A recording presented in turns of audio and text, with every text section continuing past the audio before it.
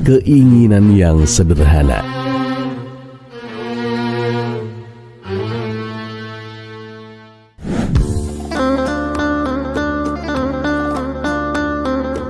Assalamualaikum warahmatullahi wabarakatuh. Semoga semua kebaikan terlimpah kepada kita semua. Amin ya rabbal alamin. Pada suatu hari, Baginda Raja dan para menteri istana merasa jengah dengan kecerdikan Abu Nawas yang sering mengelabuhi mereka. Mereka pun merancang sebuah siasat yang licik untuk menjebak Abu Nawas agar bisa membuktikan bahwa Abu Nawas bukanlah orang sehebat yang selama ini mereka kira. Setelah rencana tersusun dengan matang, Baginda Raja memerintahkan beberapa pengawal setianya untuk segera memanggil Abu Nawas ke istana. Kali ini kamu pasti akan kalah, Abu Nawas, pikir Baginda Raja dengan penuh rasa percaya diri. Beberapa pengawal pun mendatangi rumah Abu Nawas. Saat tiba, mereka memberitahukan maksud kedatangan mereka dengan suara yang tegas. Tuan Abu, Baginda Raja memerintahkanmu untuk menghadap ke istana. Sekarang juga, Tuan. Abu Nawas yang sedang kurang enak badan merasa tak punya pilihan lain selain memenuhi panggilan tersebut. Baiklah, kalian pergi dulu, nanti aku menyusul, jawab Abu Nawas sambil berusaha menyembunyikan rasa tidak enaknya. Namun di dalam hatinya, Abu Nawas merasakan gelisah dan mencium ada sesuatu yang janggal. Ia pun berpikir keras bagaimana caranya supaya ia lolos dari jebakan Baginda Raja tanpa kesulitan. Akhirnya Abu Nawas pun muncul di istana dengan penampilan yang sangat berbeda, mengenakan pakaian kumal dan kotor layaknya seorang pengemis. Melihat penampilan Abu Nawas yang jauh dari biasanya, Baginda Raja pun merasa iba. Wahai Abu Nawas, mengapa kamu datang ke istana dengan pakaian seperti itu? Tanya Baginda Raja dengan nada penuh perhatian. Abu Nawas pun menjawab dengan suara yang lemah. Wahai Paduka yang mulia, ketika aku berjalan ke sini, banyak orang kaya dan dermawan melihatku. Mereka berbondong-bondong memberikan hartanya karena mengira aku ini sangat membutuhkan. Namun aku menolak semua pemberian mereka, Paduka. Baginda Raja pun bingung dan bertanya, lah, mengapa kamu menolaknya? Abu Nawas pun mengerutkan dahi dan menjawab dengan suara yang memelas. Karena aku hanya menginginkan satu hal, Paduka. Baginda Raja pun semakin penasaran. Memang apa keinginanmu, Abu Nawas? Biarkan aku saja yang mewujudkannya. Abu Nawas pun menatap tajam Baginda Raja dan bertanya, Paduka yakin? Paduka mau berjanji akan mengabulkannya? Oh iya, aku berjanji, Abu Nawas, jawab Baginda Raja dengan bersungguh-sungguh. Abu Nawas pun berkata dengan santai, keinginanku ini cuma sederhana, Paduka. Keinginanku adalah biarkan aku beristirahat dengan tenang dan jangan ganggu aku sedikit pun, Paduka. Baginda Raja pun terkejut luar biasa. Siapa sangka keinginan Abu Nawas itu memang hanya sederhana, tapi berat untuk Baginda Raja, karena semua siasatnya akan gagal kalau itu dikabulkan. Ya, karena sudah berjanji, Baginda Raja pun menyuruh semua pengawalnya untuk tidak mengganggu Abu Nawas dan mempersilahkannya pulang. Namun di dalam hati, Baginda Raja merasa sangat kecewa dan kesal. Sialan Abu Nawas, aku sudah tertipu dengan penampilannya. Aku sudah siapkan rencana jitu, tapi ternyata ia lebih cerdik dariku, pikir Baginda Raja. Dan keesokan harinya, para menteri mendatangi Baginda Raja dan menanyakan hasil jebakan tersebut. Baginda Raja hanya bisa menggeleng dan berkata, Abu Nawas itu memang bukan orang biasa. Kita harus mencari cara lain jika ingin mengalahkannya. Di sisi lain, Abu Nawas pulang dengan senyum yang lebar. Ia sudah menyiapkan langkah selanjutnya karena ia tahu bahwa kecerdikannya akan selalu diuji oleh mereka yang iri dan tidak suka dengan kebijaksanaannya.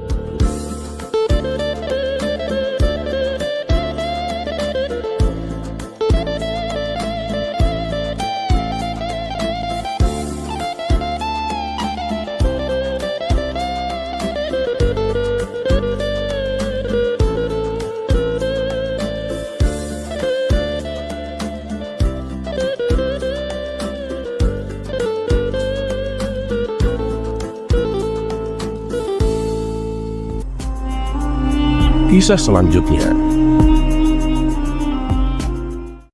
memindahkan istana.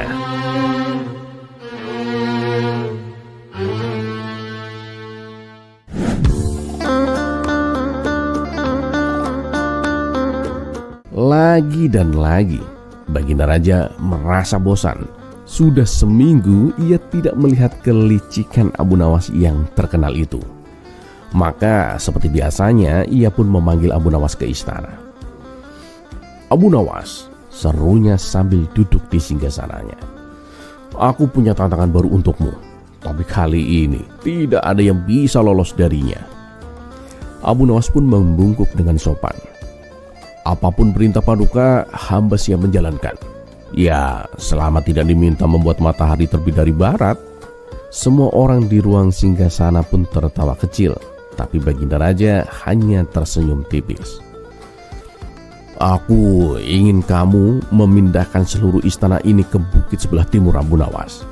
Dan kamu hanya punya waktu 1 malam," kata Baginda Raja dengan suara yang menggelegar. Ruangan mendadak hening. Para menteri saling pandang. Beberapa mencoba menahan tawa karena tahu tidak mungkin ada manusia waras yang bisa memindahkan istana hanya dalam 1 malam. Namun Abu Nawas tetap tenang. Ia menunduk sejenak lalu mengangkat kepalanya dengan penuh percaya diri. "Oh, siap Paduka Yang Mulia. Kebetulan hamba juga memiliki karpet ajaib." "Karpet ajaib?" tanya Baginda Raja menaikkan alisnya. "Jangan bilang kamu mau memindahkan istana ini seperti sedang mengangkut belanjaan di pasar." "Benar Paduka," jawab Abu Nawas serius. "Dengan karpet itu saya bisa memindahkan istana kemana saja Paduka, bahkan ke puncak gunung sekalipun." Para menteri mulai berbisik-bisik. Salah satu sahabat raja yang memang tidak terlalu suka dengan Abu Nawas berdiri dan menyela. "Kalau memang begitu, tunjukkan saja karpet itu sekarang. Jangan-jangan ini hanya akal-akalanmu, Abu Nawas." Abu Nawas pun tersenyum lebar. "Oh, tentu saja saya akan menunjukkannya Tuan Menteri. Tapi disitulah letak masalahnya." "Apa maksudmu Abu Nawas?" tanya Baginda Raja dengan mata yang menyipit. "Begini Paduka, karpet itu saya simpan di tempat paling aman, yaitu di bawah tanah istana ini Paduka," jelas Abu Nawas dengan tenang. "Di bawah tanah istana?" tanya Baginda Raja dengan curiga. "Benar Paduka, tapi karena saya menyembunyikannya dengan sangat hati-hati, karpet itu kini terkubur cukup dalam Paduka. Dan untuk mendapatkannya, Paduka harus membongkar sebagian besar pondasi istana ini. Dan satu-satunya orang yang boleh membongkar istana kerajaan adalah Paduka sendiri, sesuai dengan peraturan yang Paduka buat sendiri 3 tahun lalu. Ingat kan Paduka?" kata Abu Nawas sambil tersenyum tipis. Baginda Raja mengurutkan keningnya. Ia memang pernah mengeluarkan peraturan aneh itu agar para bangsawan tidak sembarangan merombak bangunan kerajaan. Tapi ia tak menyangka aturan itu akan berbalik menyerangnya sendiri. "Kalau begitu, aku harus merobohkan istana ini hanya demi karpet yang belum tentu ada itu," kata sang raja mulai ragu. "Betul sekali Paduka. Karena tanpa karpet itu saya tidak bisa menjalankan perintah Paduka. Tapi kalau Paduka berhasil menemukannya, saya berjanji Paduka, istana ini akan berpindah tempat sebelum ayam berkokok." Para menteri pun langsung heboh. Ada yang geli, ada yang bingung, dan sebagian besar mengangguk-ngangguk kagum. Bukan karena karpet ajaib, tapi karena kelicikan Abu Nawas yang lagi-lagi berhasil membalikan keadaan. Sahabat raja yang tadi memprotes hanya bisa menghela nafas dan duduk kembali sambil berdesis. Licik sekali orang ini. Dan akhirnya setelah berpikir panjang dan setelah mempertimbangkan bahwa ia tidak ingin merobohkan istananya sendiri hanya untuk mencari karpet yang mungkin saja tidak ada, Baginda Raja pun mengangkat tangannya. "Ah, sudahlah Abu Nawas, aku batalkan berita itu." Abu Nawas pun langsung membungkuk. "Terima kasih Paduka Yang Mulia. Hamba sangat menghargai kebijaksanaan Paduka yang luar biasa. Dan tentu saja untuk kekuatan Paduka yang hampir sanggup membongkar istana sendirian. Para menteri pun tertawa. Baginda Raja akhirnya ikut tertawa juga, meski agak kesal karena lagi-lagi ia kalah telak oleh akal licik Abu Nawas.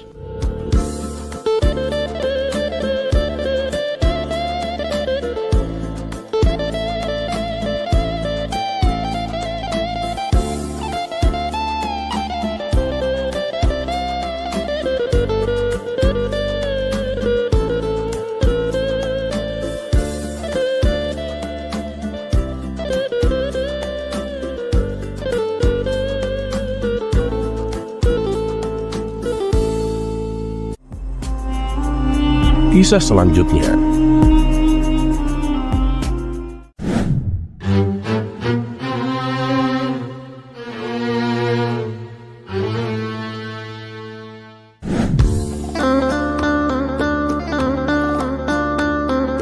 Entah dari mana, tak ada hujan, tak ada angin, Abu Nawas mendengar keluhan warga tentang seorang pejabat desa bernama Tuan Sempulur. Pejabat ini dikenal suka memakai uang kas desa untuk kepentingannya sendiri. Dia membangun rumah besar, membeli kuda mahal, dan bahkan mengadakan pesta mewah setiap bulan. Sementara warga desa kesulitan mendapatkan air bersih dan bahan makanan. Warga sudah mencoba menegur, tetapi Tuan Sempulur selalu punya alasan. Ini untuk memperlihatkan citra desa kita kepada tamu-tamu penting, katanya. Tak ada yang berani melawan, sampai akhirnya Abu Nawas pun turun tangan. Abu Nawas mendatangi rumah Tuan Sempulur dengan membawa sebuah kotak besar. Ia disambut oleh pelayan pejabat itu yang mengantarnya ke aula besar. Tuan Sempulur sedang duduk santai sambil menikmati buah-buahan impor yang mahal.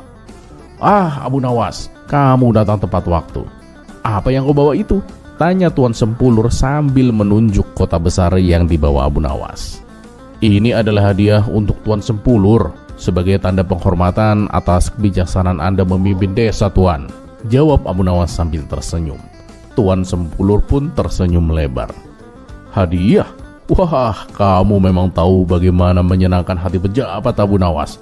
Cepat tunjukkan padaku apa isinya." Abu Nawas pun membuka kotaknya dengan perlahan.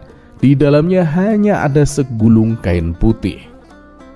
"Apa ini, Abu Nawas?" tanya Tuan Sempulur. "Ini adalah kain kejujuran, Tuan," jawab Abu Nawas serius.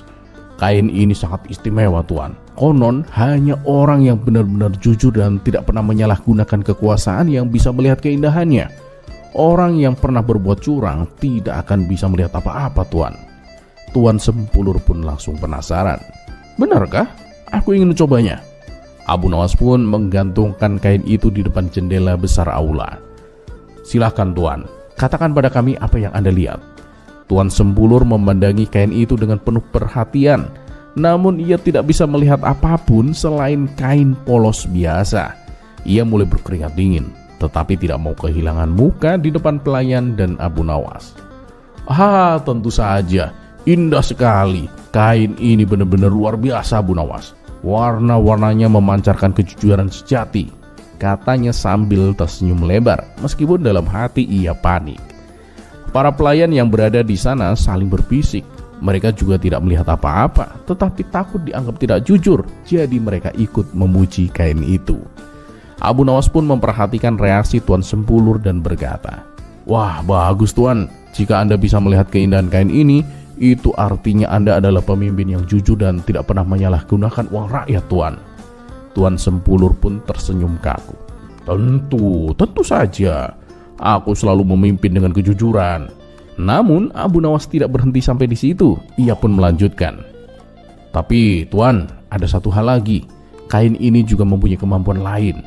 Jika ada seseorang yang menyentuhnya dengan tangan kotor karena korupsi, kain ini akan berubah warna menjadi hitam pekat, Tuan." Wajah Tuan Sempulur pun langsung pucat. Ia berusaha mencari alasan untuk tidak menyentuh kain itu. "Oh, aku baru saja makan buah. Tangan ini pasti lengket. Lain kali saja aku menyentuhnya," katanya gugup. Abu Nawas pun tersenyum cerdik. "Ah, tidak perlu khawatir, Tuan. Saya membawa air untuk mencuci tangan Anda. Ayo, cobalah sentuh kain ini." Melihat warga desa yang mulai berkumpul di luar rumahnya, Tuan Sempulur tahu ia tidak punya jalan keluar. Dengan tangan gemetar, ia akhirnya menyentuh kain itu. Ketika tidak terjadi apa-apa, ia pun merasa lega. Namun, Abu Nawas tiba-tiba berkata lantang kepada para warga yang mendengar dari jendela. "Hei penduduk desa, kain ini sebenarnya hanyalah kain biasa. Tapi lihatlah bagaimana Tuan Sempulur begitu panik tadi. Itu tanda bahwa ia takut rahasia kotornya terbongkar." Warga desa yang marah akhirnya pun bersorak. "Turunkan dia, kami butuh pemimpin yang jujur." Tuan Sempulur akhirnya terpaksa mengembalikan semua uang yang ia curi, dan Abu Nawas pun berhasil mengajarkan pelajaran penting kepada semua orang, bahwa kejujuran jauh lebih berharga daripada kekuasaan. Dan seperti biasa, Abu Nawas pun kembali ke rumahnya dengan senyum puas menikmati teh sambil merenung. Kadang kain polos pun bisa menyingkap kebohongan yang besar.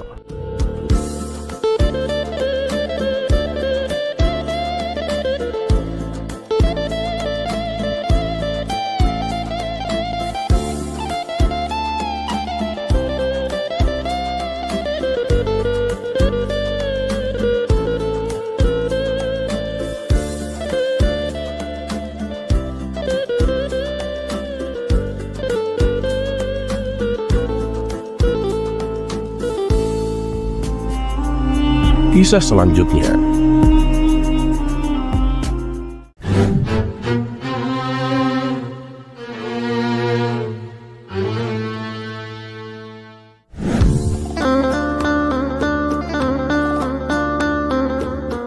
Sore itu, Abu Nawas tampak kebingungan. Pasalnya ia kembali kehilangan keledainya. Dasar emang keledai sialan, bikin repot aja. Kalau terus-terusan hilang begini, besok akan kujual, gerutu Abu Nawas. Kemudian ia pun berkeliling kampung untuk mencari keledainya yang kabur itu. Namun setelah ia berjalan ke sana kemari, keledainya masih belum juga ditemukan. Karena sudah merasa lelah, ia memutuskan untuk beristirahat sebentar di depan rumah salah satu warga. Ternyata di rumah tersebut ada sepasang kekasih yang sedang dilanda asmara. Sayup-sayup Abu Nawas mendengar rayuan si lelaki kepada kekasihnya.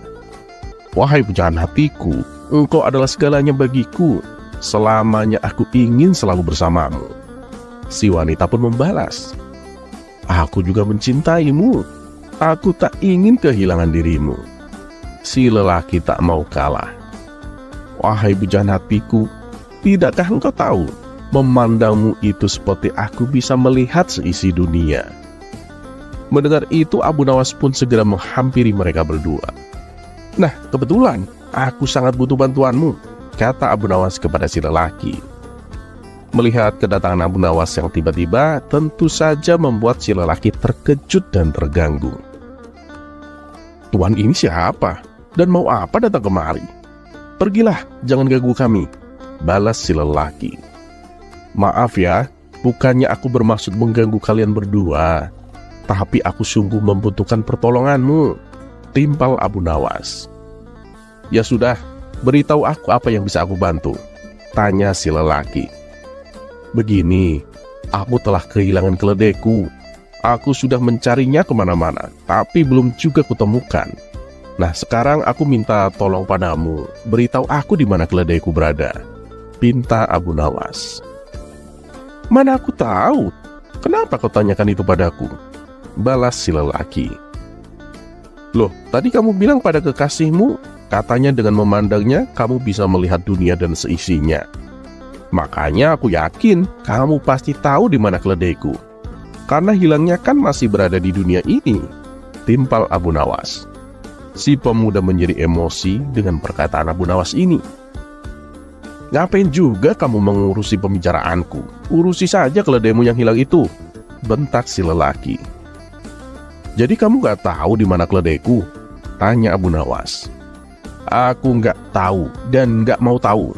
Sekarang pergilah, jangan ganggu kami," jawab si pemuda. "Masih muda tapi suka berbohong. Bagaimana nanti tuanya?"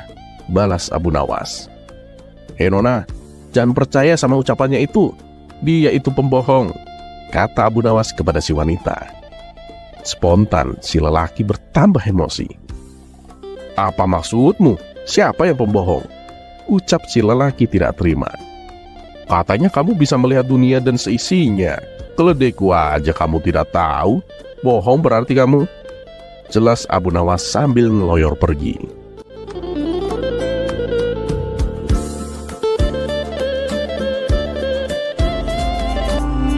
Kisah selanjutnya.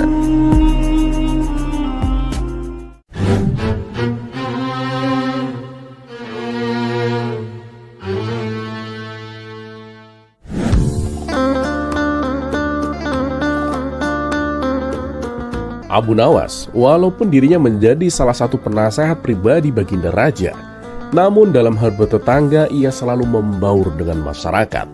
Ini terlihat dari rumahnya yang kecil dan sederhana. Kehidupan Abu Nawas jauh dari kata mewah, namun ia selalu bersyukur atas apa yang telah dimilikinya. Ia mempunyai sebidang tanah yang ia kelola dengan penuh ketekunan, dibantu oleh seekor keledai yang sangat penurut dan kuat. Keledai yang dimilikinya mempunyai kecerdasan dan kegesitan dan telah membantu banyak pekerjaan. Oleh sebab itulah Abu Nawas sangat menyayanginya. Ia merawatnya dengan penuh perhatian dan kasih sayang. Dan suatu hari, keponakan Abu Nawas yang masih muda datang ke rumahnya, meminta saran untuk mencari pekerjaan di kota. Abu Nawas menyarankan agar si ponakan membantu pekerjaannya saja, yaitu mengelola ladang yang dimilikinya. Keponakannya itu pun menuruti saran tersebut. Mereka berdua bekerja dengan dibantu oleh keledai yang kuat dan pandai. Kabar tentang kecerdasan keledai itu akhirnya terdengar hingga ke telinga Gubernur Baghdad. Ia pun menjadi sangat penasaran dan ingin membelinya. Akhirnya Tuan Gubernur mendatangi Abu Nawas dan menawarkan harga yang sangat tinggi untuk keledainya. Namun meski hidup dalam keadaan seadanya, Abu Nawas dengan tegas menolak tawaran tersebut. Karena bagi Abu Nawas, keledainya sudah menjadi bagian dari keluarganya. Ia tak mau terpisah dari keledainya. Keputusan Abu Nawas ini membuat Tuan Gubernur menjadi marah dan kecewa. Karena saking kecewanya, ia pun menebar fitnah dan berita bohong tentang Abu Nawas. Fitnah yang telah berhembus di masyarakat membuat orang-orang mulai meragukan kebijaksanaan Abu Nawas dan mengejeknya karena menolak tawaran Tuan Gubernur. Mendengar ejekan dan fitnah yang beredar tak membuat Abu Nawas berkecil hati. Ia sama sekali tak terpengaruh oleh keadaan. Keponakan Abu Nawas yang melihat keadaan itu sempat menanyai dan ikut prihatin. "Kenapa paman diam saja? Berita tentang paman itu kan gak benar. Biasanya paman selalu melawan bila ada pejabat yang sewenang-wenang," kata keponakannya. "Gak apa-apa, biarkan saja. Nanti juga akan reda dengan sendirinya," balas Abu Nawas. Seminggu setelah kejadian itu, nasib sial kembali menimpa Abu Nawas. Keledai satu-satunya hilang dari kandang. Ia pun panik dan mencarinya ke seluruh penjuru desa. Setelah seharian berkeliling desa, keledai kesayangannya tak kunjung ditemukan. Hal ini membuat orang-orang semakin mencemooh Abu Nawas, terutama si Tuan Gubernur. Tuan Gubernur yang masih memendam rasa kesalnya berkata kepada orang-orang bahwa Abu Nawas pantas mendapatkan kesialan karena telah menolak tawaran darinya. Namun bagi Abu Nawas, hal ini tak perlu membuatnya larut dalam kesedihan. Ia pun kembali bekerja mengelola ladang seperti biasanya. Beberapa hari kemudian, di pagi hari saat Abu Nawas berada di ladangnya, terlihat dari kejauhan dari arah hutan, keledainya kembali berlari ke arahnya. Namun yang membuat Abu Nawas terkejut, keledainya tidak datang sendirian. Ia membawa 5 keledai liar yang gagah dan sehat. Lalu oleh Abu Nawas, mereka semua ditampung di belakang pekarangan rumahnya. Peristiwa itu tentu saja dengan cepat menyebar ke seluruh penjuru desa. Orang-orang yang tadinya mencemooh Abu Nawas menjadi tercengang dan kagum dengan keberadaan keledai-keledainya. Ketika orang-orang menanyakan hal itu, Abu Nawas menjelaskan bahwa keledainya ternyata pergi ke hutan untuk mencari kawan baru dan kembali dengan membawa kelima keledai tersebut. Para warga pun memberi selamat kepada Abu Nawas. Mereka juga mengatakan bahwa Abu Nawas adalah orang yang paling beruntung. Namun Abu Nawas terlihat tenang dan biasa saja. Padahal seharusnya itu adalah momen yang sangat membahagiakan. Bayangkan, seekor keledai kesayangan yang hilang kini kembali lagi. Bahkan membawa 5 kawan keledai yang gak kalah gagah dan cerdik seperti keledainya. Disitulah para warga mulai menyadari bahwa Abu Nawas memang orang yang bijak, yang bisa tetap tenang meskipun dalam keadaan buruk ataupun dalam keadaan bahagia. Akan tetapi, kebahagiaan Abu Nawas tak berlangsung lama. Ketika keponakannya menunggangi keledai, tiba-tiba keledai itu meronta-ronta yang membuat keponakannya terjatuh dan mengalami luka-luka yang cukup parah. Kakinya patah dan mau tak mau ia harus menghabiskan waktunya berbaring di tempat tidur untuk pemulihan. Orang-orang kembali menyalahkan Abu Nawas. Mereka menganggap keledai miliknya hanya membawa kesialan. Namun, Abu Nawas tetap bersabar dan selalu berprasangka baik.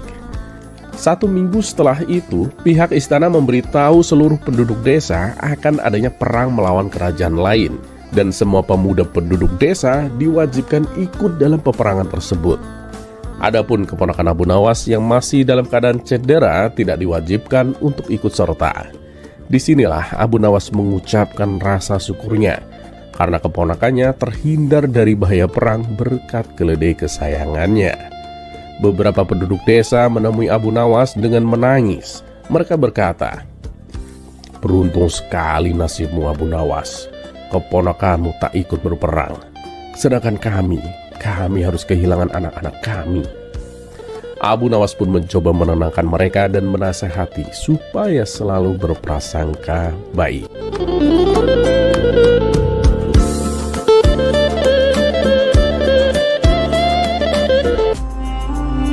Kisah selanjutnya.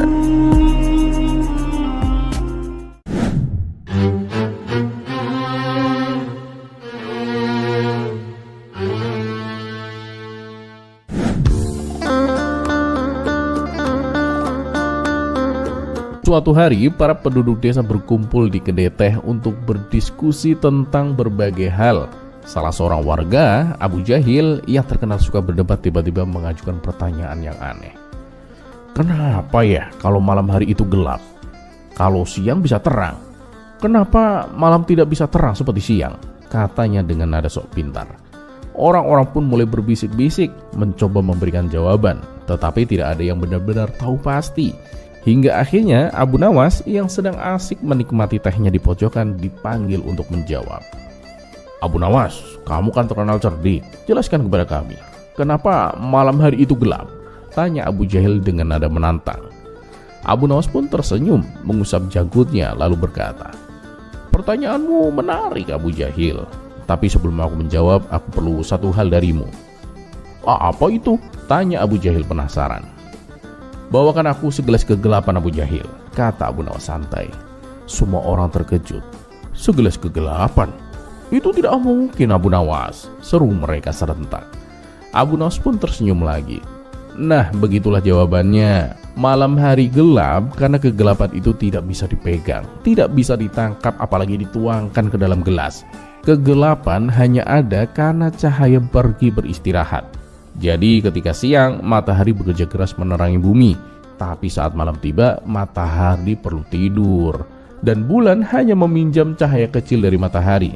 Itu sebabnya malam lebih gelap dibandingkan siang." Orang-orang pun terdiam sejenak, mencoba mencerna penjelasan Abu Nawas. Lalu mereka mengangguk-angguk, merasa puas dengan jawaban yang sederhana tapi penuh dengan makna. Abu Jahil pun tidak mau kalah. "Tapi kalau matahari tidur, kenapa tidak ada bantal untuknya?" tanyanya dengan nada mengejek. Abu Nawas pun tertawa kecil. Pertanyaanmu lucu juga Abu Jahil. Sebenarnya ada bantal untuk matahari. Bantal itu ya adalah awan. Matahari berbaring di atas awan lembut ketika ia lelah. Tapi karena kamu tidak pernah melihatnya, kamu kira matahari tidak punya bantal. Semua orang pun tertawa mendengar jawaban itu, dan Abu Jahil pun tak bisa membalas lagi.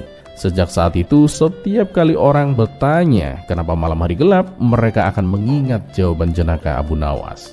Dan Abu Nawas, ia kembali menyeruput tehnya dengan senyum puas. Seperti biasa, ia selalu berhasil mengubah pertanyaan sulit menjadi sesuatu yang mudah dan menghibur.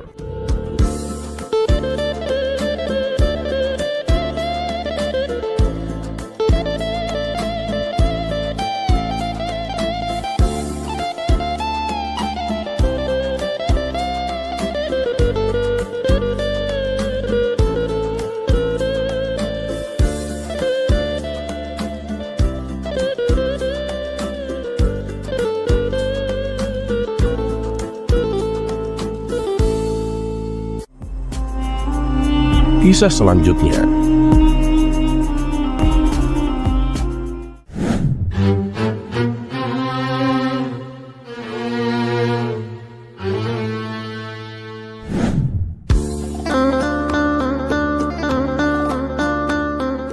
Ada saja akal cerdik Abu Nawas untuk mensiasati hukuman Baginda Raja. Kisah ini bermula ketika suatu hari Abu Nawas berbuat kesalahan yang membuat Baginda Raja murka. Oleh sebab itulah ia pun akan dijatuhi hukuman. Namun karena seringnya lolos dari hukuman yang dijalaninya, kali ini Baginda Raja mempunyai cara lain yang berbeda dari biasanya untuk menghukum Abu Nawas. Kemudian dibawalah Abu Nawas ke tengah alun-alun dengan disaksikan seluruh masyarakat Baghdad. "Hei Abu Nawas," seru Baginda Raja, "atas kesalahan yang kau perbuat, kamu dihukum harus menjadi gembel selama sebulan. Kamu harus tidur di jalanan. Kamu tidak boleh mengemis atau meminta-minta makanan kepada orang-orang. Dan kamu tidak boleh membeli makanan untuk mengisi perutmu." Tugas Baginda Raja.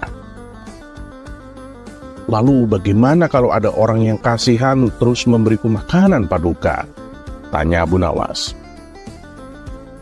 "Itu juga nggak boleh. Kamu tidak boleh menerima makanan dari orang-orang. Hai masyarakat Baghdad, siapapun yang kedapatan memberi Abu Nawas makanan, maka akan saya hukum seperti Abu Nawas," ancam Baginda Raja di hadapan masyarakat. Seketika Abu Nawas pun tertunduk lesu. Dalam hati ia berkata, "Hukuman macam apa ini? Bagaimana aku bisa mendapatkan makanan? Dan mana mungkin aku bisa bertahan sebulan tanpa makanan?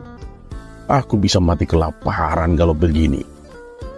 Kemudian dengan memberanikan diri, Abu Nawas berkata kepada Baginda Raja, "Ampun Paduka yang mulia, bukankah itu sama saja Paduka menghukum mati hamba? Lebih baik hukum gantung saja hamba sekarang, daripada hamba harus mati kelaparan tersiksa." Namun keinginan Abu Nawas ini langsung ditolak oleh Baginda Raja. "Oh, tidak bisa. Aku sudah tahu akal busukmu. Kalau aku penuhi keinginanmu, pasti dengan akal cerdikmu, kamu akan kembali lolos dari hukuman. Dan aku tak mau tertipu untuk kesekian kalinya," ujar Baginda Raja. Sejenak Abu Nawas terdiam. Ia terlihat putus asa dan pasrah menerima keputusan tersebut. Di saat itulah tiba-tiba terbesit di benaknya sebuah jalan keluar yang bisa menolongnya. Ia pun meminta kepada Baginda Raja untuk mengajak keledainya ikut serta selama ia menjadi seorang gembel. Abu Nawas beralasan bahwa keledainya adalah satu-satunya hewan yang paling ia sayangi, bahkan melebihi rasa sayangnya kepada sang istri. Kalaupun ia meninggal nanti, setidaknya ia meninggal di samping keledai kesayangannya. Rupanya, keinginan Abu Nawas yang satu ini dikabulkan oleh Baginda Raja. Dan Baginda Raja juga menjanjikan hadiah uang sejumlah 1.000 dinar. Itu apabila Abu Nawas bisa bertahan hidup sampai 1 bulan ke depan. "Ingat Abu Nawas, aku akan menyuruh prajurit untuk mengintaimu selama sebulan ini." Dan pada keesokan harinya, Abu Nawas mulai menjalani hukuman menjadi seorang gembel jalanan bersama keledai kesayangannya. Di hari pertama, Abu Nawas masih bisa bertahan tanpa makan dan minum. Di hari kedua, ia mulai merasakan haus dan lapar. Dan untuk menghilangkan rasa hausnya itu, ia meminum air di sungai yang jernih. Sementara keledainya dibiarkan makan rumput dan dedaunan, lalu ikut minum air di sungai tersebut. Di hari ketiga dan seterusnya, sekucur tubuh Abu Nawas mulai merasakan lemas. Ia sudah tak kuat menahan rasa lapar hanya dengan meminum air sungai. Dan disinilah Abu Nawas mulai menjalankan ide cemerlangnya. Ia pun mendatangi warung makan tempat biasa ia nongkrong. "Hei kawan, hutangi aku 1 porsi nasi dan ayam bakar. Nanti bulan depan aku akan membayarnya 2 kali lipat," pinta Abu Nawas. "Waduh, maaf Abu Nawas. Bukannya aku tidak mau menolongmu, tapi aku sungguh tak bisa. Kau lihat sendiri kan, ada prajurit istana yang sedang mengintai kita. Kalau sampai aku menghutangimu makanan, aku bisa dihukum sepertimu, Abu Nawas. Tolak pemilik warung. Jangan khawatir kawan, makanan ini kan bukan untukku, tapi untuk keledaiku, ujar Abu Nawas. Mengetahui Abu Nawas mendatangi warung, prajurit yang ditugaskan menjadi pengintai segera menghampiri mereka berdua. "Oi Abu Nawas, sedang apa kamu?" tanya prajurit. "Ini, aku beli makanan untuk keledaiku," jawab Abu Nawas. "Mana ada keledai makan nasi dan ayam bakar," kata prajurit istana. "Iya, aku tahu itu. Tapi masalahnya, aku sudah merasa beberapa hari mendatang ajalku tidak lama lagi menjemput. Aku akan mati kelaparan. Dan sebelum ini terjadi, aku ingin memberikan keledai kesayanganku hidangan yang enak-enak. Bukankah ini tidak melanggar peraturan?" jelas Abu Nawas. "Baiklah, tapi awas, jangan sampai kamu berbohong. Dan kamu, pemilik warung, kalau sampai Abu Nawas ketahuan berbohong, kamu akan mendapatkan hukuman seperti Abu Nawas," ancam prajurit istana. "Gimana nih Abu Nawas? Aku tidak berani menjual makanan ini padamu," kata pemilik warung gemetaran. "Percayalah kawan, aku hutang makanan ini untuk keledaiku, bukan untukku. Apakah aku pernah berkata bohong padamu?" tegas Abu Nawas meyakinkan. Si pemilik warung tahu betul sifat Abu Nawas. Meskipun sering berbuat konyol dan usil, tapi Abu Nawas memang terkenal jujur dan tidak pernah berbohong. Oleh sebab itulah, si pemilik warung pun akhirnya memberi Abu Nawas nasi dan ayam bakar. Hari berikutnya, Abu Nawas kembali mendatangi warung tersebut untuk hutang makanan dengan menu yang sama. Hal ini Abu Nawas lakukan selama 1 bulan lamanya. Sedangkan untuk menghadapi cuaca dingin saat malam hari, Abu Nawas memeluk keledainya. Setelah masa hukumannya berakhir, maka dipanggillah Abu Nawas menghadap Baginda Raja. Melihat tubuh Abu Nawas yang malah bertambah gemuk, Baginda Raja menjadi heran. "Kamu kok bisa terlihat segar bugar begitu, Abu Nawas? Kamu pasti melanggar peraturan ya?" tanya Baginda Raja. "Oh tidak Paduka, selama menjalani hukuman saya selalu mentaati peraturan," jawab Abu Nawas.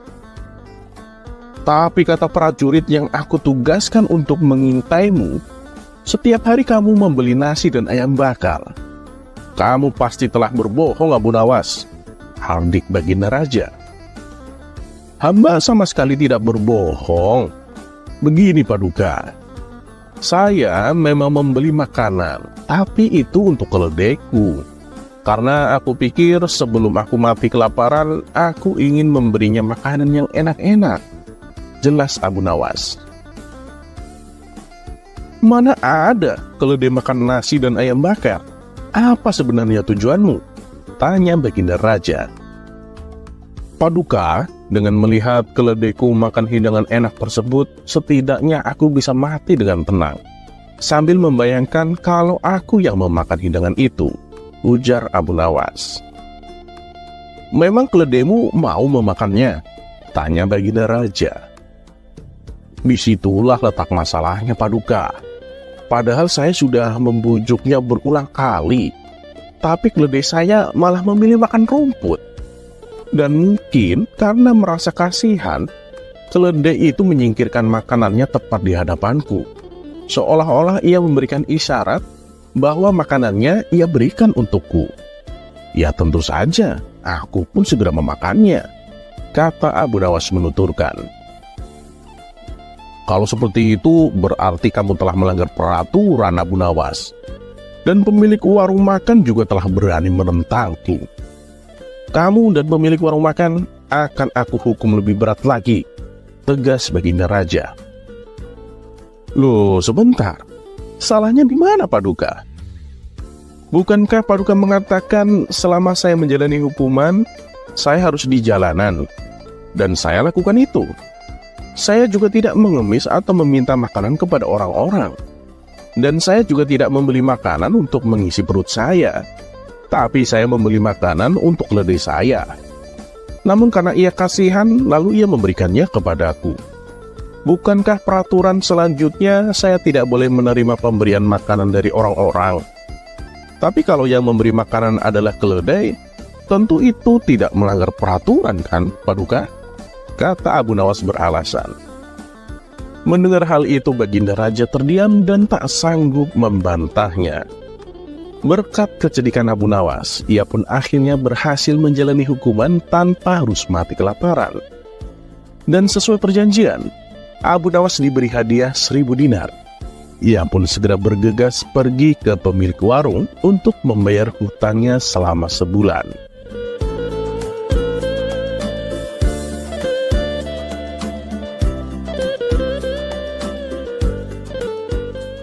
Terlepas apakah cerita ini adalah cerita fiksi atau kenyataan, ketahuilah bahwa segala masalah yang menimpa, seberat apapun masalah itu, pasti selalu ada jalan keluar yang terbaik. Hanya saja harus dibarengi dengan sabar, berdoa, dan berusaha. Semoga bermanfaat. Dan seperti biasa, terima kasih. Wassalamualaikum warahmatullahi wabarakatuh.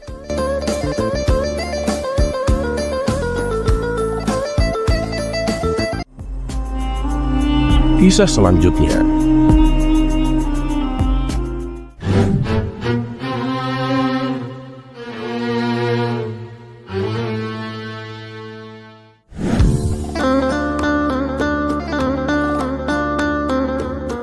Meskipun antara Baginda Raja dan Abu Nawas seringkali saling mengerjai satu sama lain, namun dibalik itu semua hubungan keduanya terjalin akrab.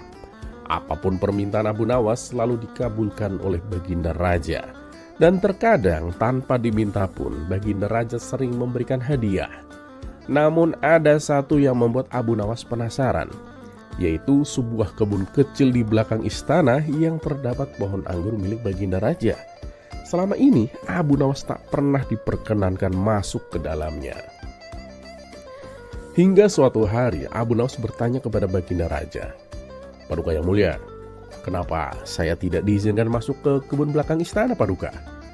Baginda Raja kemudian menjawab, "Dengar ya Abu Nawas, apapun permintaanmu, apapun itu akan aku penuhi.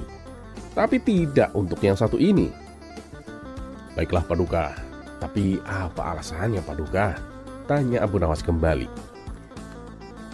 "Karena di dalam kebun itu ada sebuah pohon anggur.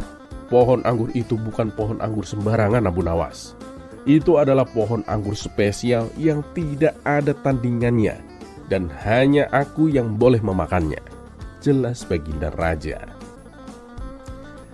Namanya saja Abu Nawas, semakin dilarang semakin membuatnya penasaran. Hingga pada suatu ketika, diam-diam Abu Nawas memasuki kebun tersebut. Di sana ia melihat satu pohon anggur yang sudah mulai berbuah. Tanpa pikir panjang, ia memetik beberapa buah dan mulai memakannya satu persatu. "Wah, bener juga. Ini buah anggur yang sangat istimewa. Rasanya nikmat, sungguh luar biasa," kata Abu Nawas dalam hati. Rupanya perbuatan Abu Nawas ini diketahui oleh beberapa pengawal istana. Ia pun ditangkap dan dihadapkan kepada Baginda Raja. "Sudah kubilang Abu Nawas, jangan masuk ke dalam kebun itu. Kamu pasti telah mencuri buah anggurnya kan?" tegur Baginda Raja. "Oh tidak Paduka, saya sama sekali tidak mencuri buah anggurnya. Saya hanya ingin memastikan saja apakah buah anggurnya sudah layak dimakan atau belum. Karena saya tak ingin Paduka nanti makan buah anggur mentah," jawab Abu Nawas. Melihat reaksi Abu Nawas yang kelihatan polos dan lugu membuat Baginda Raja reda amarahnya.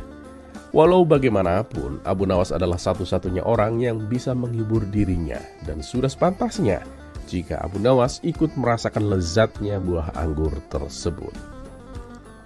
"Baiklah Abu Nawas, kali ini kau kuampuni, tapi jangan kau ulangi perbuatanmu. Dan untuk menebus kesalahanmu, ada satu pertanyaan yang harus kamu jawab dengan benar. Kalau salah, kamu akan mendapat hukuman," tutur Baginda Raja. Abu Nawas pun menyanggupi pertanyaan dari Baginda Raja tersebut. Kemudian Baginda Raja mulai pertanyaannya. Apa yang bisa dilihat oleh orang lain, tapi saya tak bisa melihatnya? Dan apa yang tak bisa dilihat oleh orang lain, tapi saya bisa melihatnya? Tanpa pikir panjang, Abu Nawas langsung menjawabnya. Jawabannya adalah telinga Paduka. Orang lain bisa melihat telinga Paduka, tapi Paduka tak bisa melihatnya. Dan Paduka bisa melihat telinga semua orang lain, sedangkan orang lain tersebut tak bisa melihatnya. Atas jawaban cerdik Abu Nawas ini, ia pun akhirnya lolos dari hukuman.